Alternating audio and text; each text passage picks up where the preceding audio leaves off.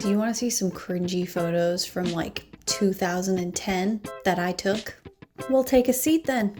My name is Melina. I am a professional photographer, but as we all know, no professional is born a professional. We all have to start from rock bottom. Today I'm going to take you back all the way to little wee 14-year-old freshman Melina and show you how this all began. My origin story, if you will. This is back when I was just learning that photography is actually an art form and not just something that you do at JCPenney's. No shade to JCPenney's. So let's jump in the time portal and see how this began as this. I don't know if it will pick up at all, but if you hear tiny little pathetic meowing sounds in the background, that's my cat Bing Bong, and he's needy, but he can't be trusted. He's a deceiver. Now you have to make a camera appearance. Bye. So the first photo that we have is the very first photo that I ever uploaded for my first assignment in my photography class in freshman year, and that is this little cat photo. I was absolutely mind blown by the concept of depth of field, that it could be so shallow and you could you could actually get that blurred background without putting a filter on. This boy is just much more handsome. Oh, that was so much mouth. I just remember so vividly being like astounded when I took that photo and just like looking in the back of the camera that I definitely borrowed from the school, and I was like, I did that, I took that, and it looks so good. But that was my very first photo, and I was like so amazed at the possibilities. So this is where it all began, believe it or not. Next we have this really great photo of my sister. I'm sure she will love that this is now like blasted on the internet. Love you. So unfortunately for Jo, my sister, she was the one that was always near me and, at home to be my subject/victim for my photography assignments. So she got photographed a lot. And this was the very first photo that I took of her. I don't even remember being that particularly impressed by it the first time either. I remember some of these assignments, I was just really kind of phoning it in, and I don't know why. Like, I didn't really take the time to like critically think or like try to come up with something creative. Like, I would just kind of look around the house for random crap to take a photo of, and then I would turn it in. I don't know. Sometimes I'm like, I wish I would have been a little more creative, but it is what it is. I was just learning, mostly trying to figure out how the freaking camera even worked, so that was probably at the top of my priority list. This is my very first like real self-portrait, which is really cool. It's kind of where like that all began. In addition to my sister being a constant subject, I would also do a lot of self-portraiture for my photography assignments, and just using that as kind of a way to get myself more used to the camera, how it works, and just getting as much practice in as I possibly could, whether or not I had someone or something to photograph. I took this photo at my school, like during class. So the background is like nothing special. It's just the building in the background. And I don't remember putting any like particular thought into this self-portrait. I just knew that the assignment was a self-portrait. So I just needed to go outside and take one. But honestly, the backlighting is nice. It's in focus, which is a rare occurrence at that point in my career. It's really not bad for a first self-portrait. I'm proud of you. Good job. The braces like really ties it all together though. So many of these photos just make me laugh because of how ridiculous they are, or like remembering how thought I was really doing something. So this is a photo of my best friend Zoe. I was like getting into setting up themes or coming up with like actual concepts for photos, thinking about styling and colors and just like an overall vibe or mood that I wanted to create in the photographs. And this was kind of like my first real attempt at doing that. We've got the yellow pop of color with the daffodil and the dress, very moody birdcage hat moment going on.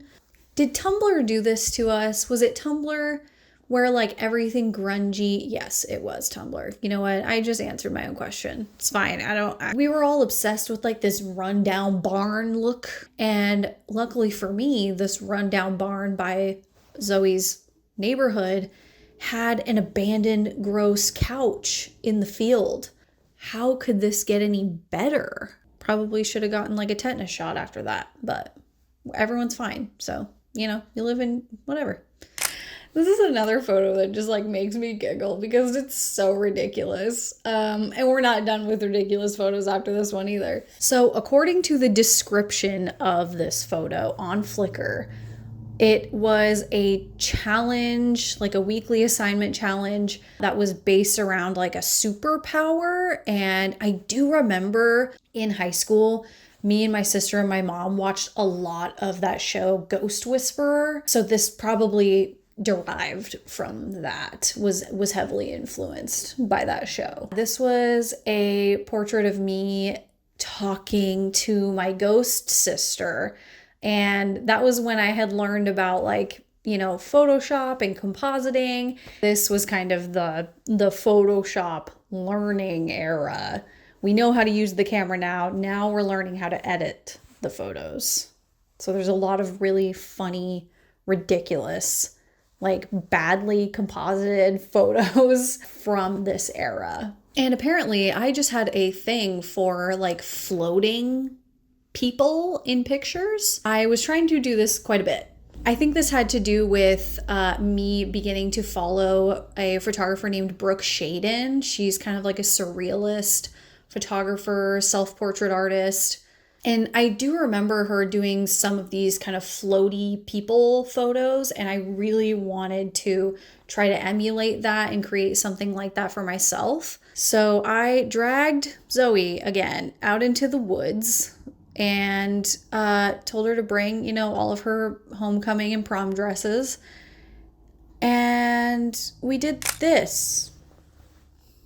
I have questions. Why is she impaled on this tree in the center? Why did I do that? Why didn't I just move the camera angle like 3 inches to the left or the right, because it is dead center. It's spooky. I'll give me that. This was another time again where I was like, these are my peak photos. Like, I'm really doing something here. These are art.